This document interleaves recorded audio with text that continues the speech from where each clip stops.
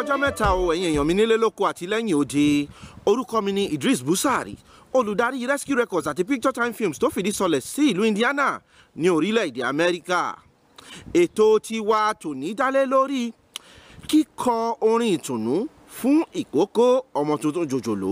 Orin kíkọ jẹ́ ọ̀kan nínú àwọn ogunlọ́gọ̀ ọ̀nà láti rẹ ìkókó tàbí ọmọ tuntun jòjòló lẹ́kún.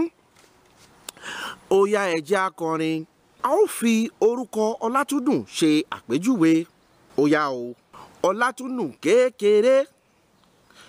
Ọlátúndùn kékeré o. Ó kéré tìkatìka. Babalókè bá ń bù fún kó tóbi. Làǹtìlanti. Ọlátúndùn kékeré. Ó kéré tìkatìka. Babalókè bá ń bùkún kó tóbi. Làǹtìlanti. Ẹ bá ní darapọ̀ mọ́ àwọn alábàápín àti alátìlẹ́yìn ìkànnì èdè, àṣà àti ìṣe Yorùbá. Ìpàdé wa bí oyin o lọ́sẹ̀ tó ń bọ̀.